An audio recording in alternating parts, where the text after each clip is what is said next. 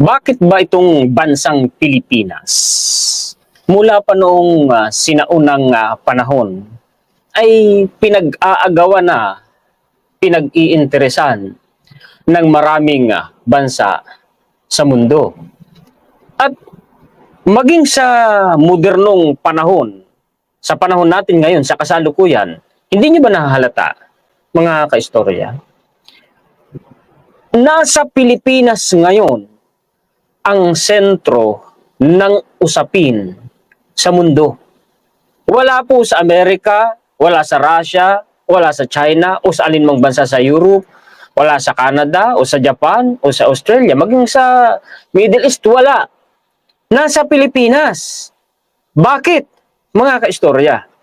Base sa, ito analisa ko, mga kaistorya, sa patuloy naman nating pag-research, nakikita ko, sa kasalukuyang panahon na ito, ang Pilipinas ang maituturing na pinaka-importanteng bansa sa buong mundo. Guluhin mo, wasakin mo ang Pilipinas, magkakagulo ang buong mundo. Bakit? Aba mga kaistorya, hindi papahayag ang napakaraming bansa sa buong mundo na wawasakin, susugurin, gigirahin, sasakupin ang Pilipinas dahil mawawala po ang seguridad at kapayapaan sa buong mundo. Maraming bansa ang papalag dahil po sa Pilipinas. Kaya ang China, hinding-hindi niyan po gigirahin. Takot yan. Girahin ang Pilipinas. Dahil siya mismo at maging ang napakaraming bansa sa buong mundo, ayaw naman nilang masira. Ayaw nilang matapos ang maliligayang kaarawan nila sa ibabaw ng balat ng lupa. Yung na ipinapakita ko sa inyo, kasaysayan yan. Diyan pa lang mismo, makikita na po ninyo mga kaistorya ang importansya ng Pilipinas, kagaya ng sinasabi ko sa inyo kanina, mula pa sa sinaunang panahon, pinag-aagawan na ang Pilipinas. Diyan pa lang mahihinuha na ninyo kung gaano kaimportante ang Pilipinas. Bakit natin nasabi na sa panahon na ito, ang Pilipinas ang pinaka-importanteng bansa sa buong mundo, strategically, yung location pa lang ng Pilipinas. Kung ang pag-uusapan geopolitics, nasa sentro tayo. Kung ang pag-uusapan mga kaistorya global trade, nasa sentro tayo. Daanan tayo eh. Kung ang pag-uusapan global dominance, nasa gitna din po tayo ng usapin dahil sa lokasyon ng Pilipinas sa globo. Ipapakita ko sa inyo ngayon ang mga referensya. Pakishare muna po at pakilike. Ito na yung pangako ko sa inyo, mga kaistorya. Ito ay malawak na pagre-research ng inyong lingkod para maintindihan po ninyo kung gaano kahalaga ang Pilipinas, kung bakit pinag-iinteresan ito ng napakaraming bansa sa buong mundo at kung bakit hindi ito magawang sugurin, wasaking tuluyan ni China. Kaya nga binubulat tayo ng China kasi gusto nilang magawa sa mapayapang paraan. Hindi nila pwedeng daanin sa dahas. Matatapos ang maliligayang araw nila sa mundo. Magpasimula po tayo dito po sa referensya ko na ito, mga kaistorya. Why China seeks to penetrate the first island chain? Bakit gustong mapenetrate, mapasok, masira, makontrol ni China ang first island chain na kung saan kabilang ang Pilipinas sa first island chain na yan? Hilira yan ng mga bansa, mga kaistorya, mula sa Japan hanggang sa may Borneo. Bakit, mga kaistorya, geopolitics at lokasyon ng Pilipinas ang pinag-uusapan dito. Palakihin ko nga muna para mabasa po ninyo ng maayos. Okay, basahin po natin mga kaistorya. Ipinakikita dito yung lokasyon ng Pilipinas, mga kaistorya. Makikita mo dyan malinaw yung Mindanao. Tuloy sa ibaba. In a risky scenario for the US and its Pacific allies, China has both political and military reasons to conquer and capture Taiwan. Taiwan ang binabanggit. Pero wag ninyong makalimutan na dito ay binanggit first island chain. Taiwan at Pilipinas ang nasa gitna ng hilera po ng first island chain na yan. Para maintindihan natin mabuti, basahin po natin mga kaistorya, no? Viewed from China's perspective, there is a natural geographic chain that hinders warships and aircraft of the People's Liberation Army from easily reaching out far from its coastline into the Pacific.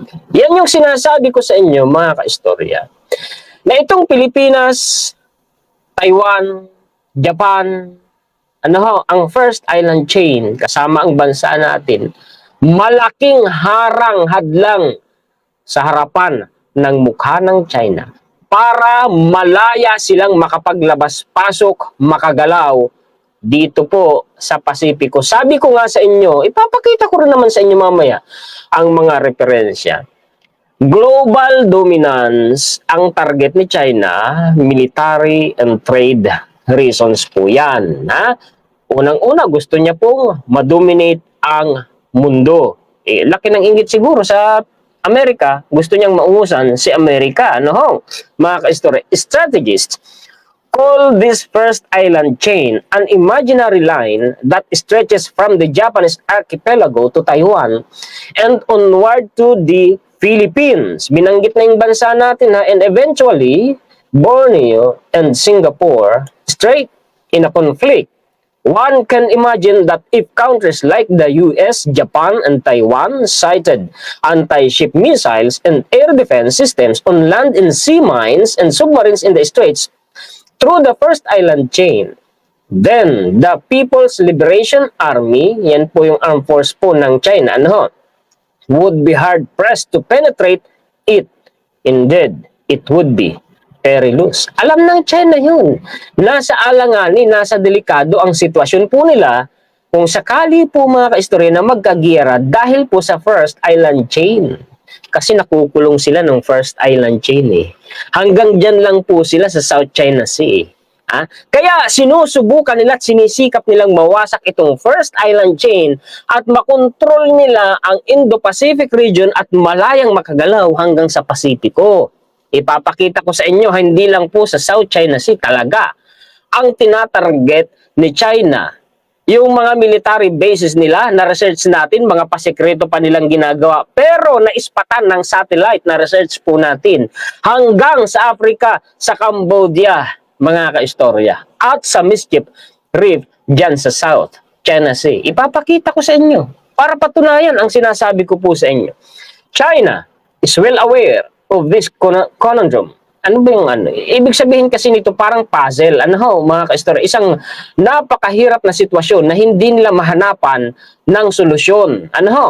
Admiral Leo Waki, the father of the PLA Navy, referred to this string of islands as a metal chain. Tingnan ninyo, as a metal chain umano, isang bakal na kadena umano, restraining Chinese aspirations, hadlang umano sa mga hangarin o ambisyon ni China.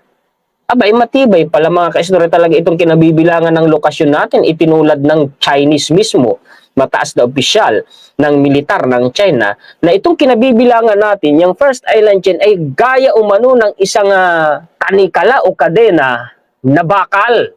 Breaking the island chain.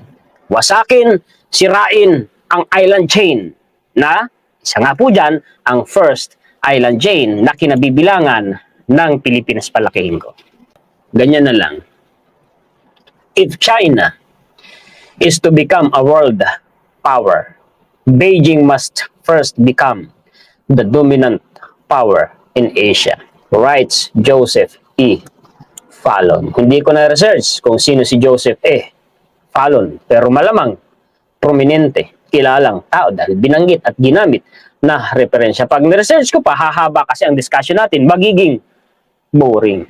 Bago umano maging world power o nangungunang bansa o pinakamalakas na bansa sa buong mundo, si China, kinakailangan muna nilang maging dominante o maging pinakamalakas sa buong Asia. Diyan pa lang sa first sentence na yan na mahihinuha na natin.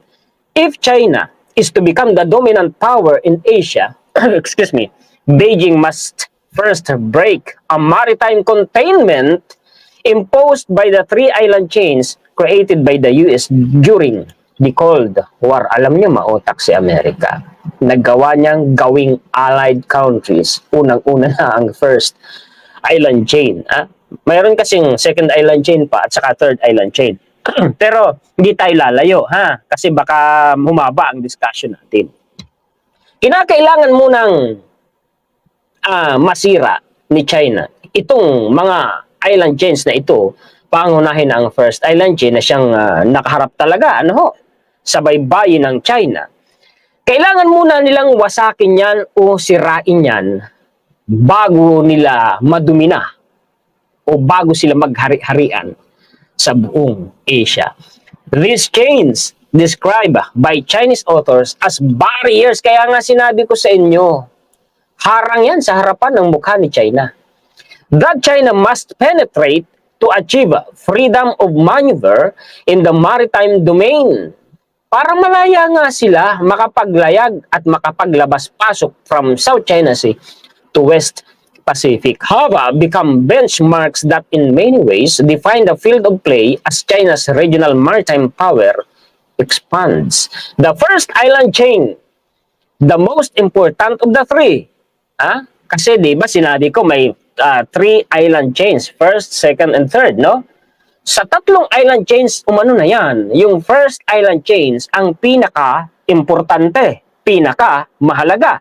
Kaya nga ang Pilipinas, nasabi natin, isa o ang pinakamahalagang bansa sa buong mundo. Bakit? Binanggit kanina Taiwan, pero nawala na po ang focus ng usapin sa Taiwan, nasa Pilipinas na dahil sa foreign policy po ni PBB, hindi niyo napapansin, hindi niyo nahahalata. Maraming bansa na ngayon, nakapokus na po sa Pilipinas at sa South China Sea. Nagmamaritime, joint maritime exercise pa nga, di ba? Mga ka-istro, mga allied countries natin, These chains described by Chinese authors as barriers that China must penetrate to achieve freedom of maneuver in the maritime domain have become so on and so forth. The first island chain, the most important of the three, is 700 nautical miles off the coast of China and extends from the Kuriles to Japan, to Ryukyu, to Okinawa, to Taiwan, to the Philippines, to Malaysia, and encloses the East China Sea, or East and South China Sea. From here, the US could could blockade China's port, neutralize China Navy, and cripple China economy. Tingnan nyo yung mga binanggit. Kanina sa taas binanggit mga ka-istorya, containment, maritime containment. Kulob, nakukulong ang China sa South China Sea dahil po sa first island chain, dagdagan pa ng second and third island chain. Sa pamamagitan umano ng first island chain na kinabibilangan natin mga ka-istorya, ay pwede umanong harangan ng Amerika ang mga pantalan ni China. Ang binabanggit na pantalan dyan, palagay ko naval ports at saka po yung pangkalakalan nila, pang trade nila, no? Neutralized Navy o China's Navy, naval force ng China, and cripple China's economy. Pwedeng pilayin ni Amerika ang ekonomiya ng China. Sige nga, papalag si China? Nalilinawan nyo na ngayon? Yung mga sinasabi ko sa inyo sa mga nakaraan, hindi sasabak yan si China sa giyera. Takot yan. Takot po yan. Huwag kayong maniwala sa mga mouthpieces po ng China. Diyan sa mga pro-China, pinapapugi lang nila si China na ang gusto kasi nilang itanim sa isipan ng mga Pilipino para bagang bayani si China at pagkalakas-lakas ni China. Hindi po totoo yun. Ang totoong kalagayan ngayon ng China, ang laki ng problema nila. Unang-una, sa bagsak na ekonomiya nila, pati na po sa talamak na korupsyon sa gobyerno ng China. Totoo po yun. Mag-research po kayo kung kayo may time. Oo, type nyo lang. Kahit sa Google lang corruption. In the China's government. Lilitaw na yung iba't ibang referensya. Totoo po yun, mga ka-istorya. Kaya sabi ko sa inyo, may mga punto, may mga basihan po. Ang sinasabi natin dito, sana may natututunan kayo. Pakishare naman po at pakilike, mga ka-istorya, para malaman po ito ng ating mga kababayan. Bakit ko ito ginagawa? Ay para hindi po kayo mabola at hindi kayo mailigaw ng mga pro-China. The second island chain extends as far as 1,800 nautical miles, so on and so forth. May binabang, basahin ko na lang mga kaistorya. Ito daw po yung second island chain, no? Kinabibilangan umano Japan hanggang Guam, hanggang Palau, hanggang Indonesia. And the third island chain runs from the Aleutian, tama ba yung pronunciation, islands, to the Hawaiian Islands, to the Line Islands, to Tonga, to New Zealand, Chinese, so on and so forth. Beijing is building its Blue Water Navy. Pasimplihin na lang Navy kasi yung Blue Water magpapalito pa yan sa mga manonood eh. Ship by ship, port by port, China has over the past 2 decades been assembling one of the essential engines of global power, a modern Navy. Totoo yun. Ang laki po talaga ng kontribusyon ng Navy sa puwersa ng isang bansa. Totoo yun mga kaistorya eh. Ang problema, mga kaistorya, nitong si China, oo, pinakamarami sila ang bilang, pero hindi po sila yung pinakamalakas na ituturing at hindi sila yung pinaka-high-tech. Totoo yun ha. Baka kasi may mag-rebuttal na naman dyan na mga pro-China. China is establishing or seeking to establish an archipelago of naval bases sprinkled across the Indian and Pacific Ocean. Hanggang dun po yan sa may Red Sea, hanggang sa may Africa, hindi lang dito binanggit. Makikita po natin mga kaistorya dito sa mga susunod kong referensya. Kasi ako hindi ako kumukuha lang ng isang referensya eh. Marami mga kaistorya. In the Indian Ocean, Beijing has established a chain of bases referred to as a string of pearls that stretch from China to Thailand to Myanmar to Bangladesh to Sri Lanka to Maldives to Pakistan to Djibouti. Ayan na nga. Sabi ko sa inyo, hanggang Africa yung Djibouti, Africa po yan. Mga kaistorya. China, ito, dinideny nila ha. China denies they are military bases. Yun, di naman talaga nila aminin. Hindi-deny talaga nila. Sinisekreto nila yung ginagawa nila eh. Insisting they are conventional shipping facilities designed to connect, so on and so forth. Pero ang totoo, natuklasan through satellite images, mga intel reports din. Military base, mga kaistorya. Tuloy. The naval bases in fact constitute Beijing's own island chain. Gumagawa pala sila ng sarili nilang island chain sa pamamagitan po nung ikinakalat nilang military base sa iba't ibang bansa. Naghahanap sila ng kakampi. Naghahanap sila o nagpupundar na sila kung sakali ng pang-counter. In addition, so on and so forth. In the Pacific Ocean, Beijing initial strategy concentrated on South China Sea, a body of water that encompasses several hundred small islands, reefs, so on and so forth. Bypass na naman ako mga kaistorya ha. Beijing then focused, tingnan nyo, nag-focus daw po sila. Nagsentro umano sila, tumutok sila.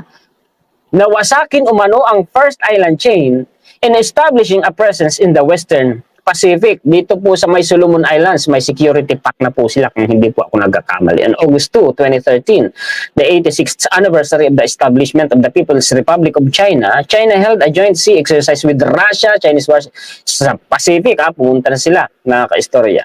So on and so forth. China may be planning overseas naval bases in Asia and Africa, say analyst. Ito na po yung na-research ko. Kahit i-deny ng China, satellite images po yan, mga kaistorya. Yan po yun. A satellite image from Black Sky showing a base under construction in Ream, Cambodia, which analysts believe will be used by Chinese Navy. See? Military base ng China. China's military may be planning to build a host of overseas naval bases as it hopes to protect shipping routes and strengthen its ability to resist sanction from. Ayun pala, naghahanda sila kung sakaling isanction sila ng Amerika. Sabi kanina, pwede palang pilayin ng Amerika ang ekonomiya ng China sa pamamagitan ng first island chain. See? Nabibilang tayo doon. Hambantota in Bantot naman ito. Hambantota in Sri Lanka, Batay in Equatorial Guinea, and Gwadar in Pakistan are three most likely locations for a naval base to establish, so on and so forth. China's People's Liberation Army Navy plan currently only has one overseas military base in Djibouti. Ay na, binanggit na yung Djibouti, mga kaistorya. Diba? Sabi ko sa inyo, hanggang Africa, nakarating na po sila, mga kaistorya. Ito pa, Djibouti, the highly secret Chinese military base revealed. Natuklasan, highly secret daw po, Chinese military base. Ayan, PLA's Naval Base Dorali, Djibouti. Yan yun, mga kaistorya. Paliitin ko nga, pwede na yata ang paliitin. Yan yun, oh. Ha? According to Maxar satellite images analyzed by Preligence, China's first overseas military base is rapidly gaining momentum with visits from helicopter carriers and logistics. See, ayan, Djibouti po yan, mga kaistorya. Sabi ko sa inyo hanggang Africa, nakarating na po sila. See? May sasabihin na South China Sea, Taiwan lang ito. Yung problema lang. Hindi kasi sinasabi ng mga pro-China nililihim po nila pinofocus nila. Ang isip ng mga Pilipino sa Pilipinas lang. No? Kung walang nagre-research na kagaya ni Juan Historiador, maililigaw talaga tayo, mga kaistorya. China continues its search for a maritime military presence in West Africa. Reports that China is seeking a military base in Gabon fit into a broader pattern. See, hanggang Africa, ito pa. China's secret naval base in Cambodia through satellite imagery, Riam Base. Yung pinakita ko din sa inyo kanina, ayan no? Diba? Ito pa. New photos show China's artificial islands are highly developed military bases. Ito na, South China Sea na po ito, mga kaistorya. Sa Mischief Reef na po ito, mga kaistorya, Benar News. Yan po yun. Yan yun, no? May airstrip na po dyan, may high-tech radar system na po dyan, may mga buildings na po dyan, mga kaistorya. Buildings and communication structures are seen in artificial island built by China in Mischief Reef in the Spratly Islands. Spratly po yan. In an aerial photo taken October 25, 2022, China has progressively asserted its claim of ownership, so on and so forth. New images have emerged showing airfields and structures on some of China's artificial island in the South China Sea that have become fully militarized, according to the American commander in the Indo-Pacific. Nung una, nung nire-reclaim nila yung Mischief Reef, ang sabi ng China, hindi naman namin yung gagawing military base. Later on, natuklasan na lang, nakita na lang ng mga bansa sa mundo, nagulat na rin si Amerika, military base na. Ginamit pa nga po yan mga kaistorya ng yung image na yan dyan sa isang discussion po sa Senate Oo, Isra Akayan, a photographer with Getty Images, yun yung pinakita ko dati, obtained access to flights near some reefs and rocks that China has reclaimed and turned into military bases with radar stations, airstrips, and artillery installations. See, yan po yun, mga kaistorya. Naniwala na kayo sa sinasabi ko. Ayan na. Kaya nga sabi ko strategically, yung location ng Pilipinas, tayo ang nasa sentro. Bakit? Nakabilang tayo sa first island chain. Nasa gitna tayo ng first island chain. Kailangan wasakin umano muna ni China ang first island chain para maging ma-dominate nila o maging superpower sila o makapangyarihan sa Asia. Inunti-unti. Kung gusto ika ng China na maging global power, kailangan muna nilang ma-dominate ang Asia. Bago nila ika ma-dominate ang Asia, kailangan muna nilang wasakin ang first island chain. Nandun ang Pilipinas. Mga ka-story. Saan nakasentro? Araw at gabi si China. Saan nakafocus? Sa West Philippine Sea. Sa Pilipinas. Oo, nandun sila sa Japan. Oo, nandyan po sila sa Taiwan. Oo, nandyan sila hanggang sa may Indian Ocean. Pero, ang pinaka-focus nila, West Philippine Sea, Pilipinas. Hindi naman nila magawang girahin, sakupin, kubkubin. Bakit? Maraming papalag na bansa sa buong mundo. Bakit? Kasi nga, sinabi ko kanina, sa analysis ko, sa nakikita ko, sa sitwasyon ngayon, Pilipinas ang pinaka-importanting bansa sa mundo kasi oras na wasakin, girahin, sugurin ang Pilipinas, magkakagulo na ang buong mundo. Concern doon ang maraming bansa sa buong mundo, lalo na yung mga allied countries natin. Naniwala na po kayo. Yung mga referensya natin, mga istorya, mga lehitimo, ito pa. Yung pinaka-importanting katubigan na daanan ng naval force ng China ay nasa itaas lamang po ng Luzon. Yung Luzon Strait or Bashi Channel, nasa pagitan po yan ng Taiwan at ng Pilipinas sa Luzon. Opo, mga kaistorya. Bakit ang militar ng China ay gusto umanong makontrol itong dalawang waterway na ito? Yung isa nasa may Japan at yung isa nandito naman sa Pilipinas sa itaas po ng Luzon. Doon sa Luzon Strait or sa may Bashi Channel. Bakit? Tingnan nyo yung posisyon, yung lokasyon ng Pilipinas kung bakit natin nasasabi na for a military reason or purpose, for global dominance, for global trade, for geopolitics, Pilipinas ang pinaka-importante dahil Pilipinas ang pinaka-sentro. Ito, basahin natin ha. Why China's military wants to control these two waterways in East Asia. Nababasa nyo ba? I hope nababasa ninyo. The Bashi Channel and Miyako Strait constitute critical choke points for Chinese military operations both along and beyond the so-called First Island Chain. First Island Chain na naman. Choke points daw po yan. Critical choke points. Ano ba yung choke points? Kumbaga, makitid na daanan ng naval force ang tinutukoy po dyan. Kaya napaka-importante. Bakit? Parang isang pinaka-gate na daanan papasok at palabas, walang iba. Yun lang, pinapakakitid pa. Ay yung nandoon, parehong allied countries ni Amerika. Kaya tinatarget na makontrol ni China. Kanina, ang termino ay wasakin ang First Island Chain. Ngayon, yung choke point naman or yung waterway, makitid na daanan, ay gustong makontrol ng militar ng China. China's People's Liberation Army over the past 4 years has been stepping up the operational tempo of military exercises around two strategically pivotal, ito na naman tayo, sige, pivotal waterways, the Bashi Channel and Miyako Strait that guard the exit from entry into the South China Sea, di ba? Yan nga yung pasukan at labasan ng pwersa ng Navy ng China. Oo, kasi nakukulong na nga sila ng First Island Chain, no? May Second Island Chain pa, may Third Island Chain pa, na lahat ay pawang po allied countries ni Amerika. Ay samantalang yung pwersa ni Amerika, kung sakali, no, manggagaling po sa Pasipiko papunta sa South China Sea, makukulong talaga eh. Si China, alam nila, nasa alanganing sitwasyon sila, alam yun ng China. Ay ang pinaka-importante pong puwersa sa panahon po ng gyera, naval force. Opo, totoo yun, mga kaistorya. Kasama dyan ang iba't ibang klase ng warship, aircraft carrier, mga fighter jets na nakakarga sa aircraft carrier at mga submarines. Oo, totoo yun, proven po yun, mga kaistorya, lalo na sa World War II.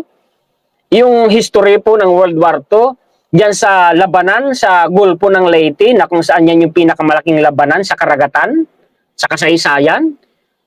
Anong nag-contribute doon? Mga Navy. Naval Force. Labanan ng Naval Force po yun. Opo, mga kaistorya. The two waterways mark the rim of a chain or of a major archipelagos enclosing, tingnan niyo, enclosing the East Asian coastline, beginning with the Kuril Islands of the coast of northern Japan, all the way south to the Philippines and Borneo in the extreme southwestern part of the Pacific. Punta nga tayo ng Google Earth para may idea po kayo. Search po natin yung Luzon Strait muna ha, mga kaistorya. Luzon Strait. Wait. Bakit? Wait. Direction lang natin. Tingnan ninyo ha, Luzon Strait. Ayan o. Ayan, wait. Kasi nag-zoom in na eh. Wait. Luzon Strait. Andito daw po ang Luzon Strait ha. Andito daw po. Dito raw po. Sa may itaas ng Babuyan Islands, no? Magkalapit lang. Bashi Channel at Luzon Strait. Ngayon, ang search naman natin, mga kaistorya, ay itong Bashi Channel. Wait, nag-wrong spelling ako. Ayan siya. Ayan po yung Bashi Channel. Magkalapit. Oo. Diyan po yan. Yan po yan, mga kaistorya. Ito, Dati nang tinarget dito sa Fuga Island mga kaistorya, ito, kung hindi ako nagkakamali, ito yung Fuga Island. Oh, yun nga, Fuga Island. Yung billion-dollar smart city ng China. Ay, kumontra si Enrile. Delikado daw yan dahil ito ay pwede daw pong lagyan ng military base. Mabuti hindi natuloy. Kung natuloy, paano na? Yari tayo ngayon. Kung natuloy yun, mga kaistorya. Eh, dito po, may mga ano na po dito. May mga EDCA site na po dito at saka po sa Mabulis Island, meron na din mong presensya po ang militar po natin dyan. Mabuti na lang, hindi natuloy. Ano ho? Kung natuloy, hindi paano na, mga kaistra. So alam na ninyo ha, ito po yung South China Sea. Dito sa may Hainan province, kung hindi ako nagkakamali, Hainan ba ito? O, basta Haikou ang nakalagay dyan, may naval port po dyan, ang China. Inakukulong sila, tingnan ninyo, first island chain from Japan. Japan, Taiwan, Pilipinas hanggang dito po sa may Borneo. Nakukulong si China. Tapos pagdating pa po dito sa Indian Ocean, mga kaistorya, ganun din. Kakampi din natin. Nahaharangan din si China. Eh nandito sa presensya po sa may Red Sea. Nandito. Wait. Mali ako. Nandito po sa may Red Sea. Ito pala yung Indian Ocean, no? Nandito po sa may Red Sea. Nandito yung Djibouti. Ayun yung Djibouti, oh. Nakikita po ninyo, nababasa ninyo, ayun yung Djibouti. Tapos dito sa may Cambodia, where is the Cambodia? Sa may Sihanoukville. Ito yung Cambodia. Oh. Yan po yun. May military base din po dyan, si China. Tapos dito sa may Spratly Island, nandyan yung Mischief Reef. Mayroon na dyan military facility po, si China. Diba? O, naiintindihan nyo na. Ngayon, mga kaistorya, tuloy natin. Furthermore, circumventing the first island chain is crucial to China's long-term plans. Pangmalayuan yung plano nila, no? For the plan to become a more expeditionary forces, a blue water navy centered around carrier strike groups, so on and so forth. See, napaka-importante, mga kaistorya, no? Napaka-importante ng first island chain at ng waterway, yung Bashi Channel at Miyako Strait. The two waterways are first and foremost seen as the PLA's most important outlets, daanan, labasan at pasukan to the Pacific Ocean and consequently of pivotal importance for safeguarding Chinese economic interest abroad. Yun pala yun. Kaya sabi, hindi lang military purpose, pati ekonomiya, trade.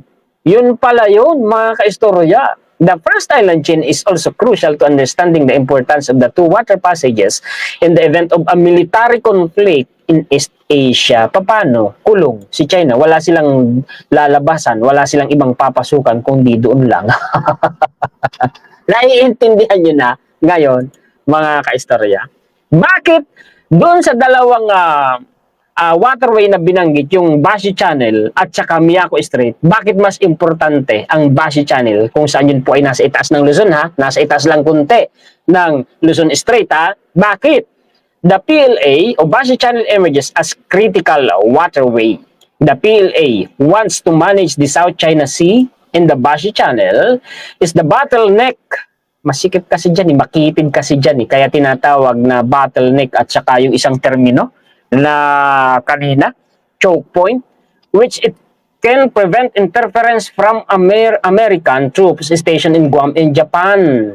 Ayun, mga kaistorya, it also easier to blockade Taiwan from the Bashi Channel than from the waters to its north.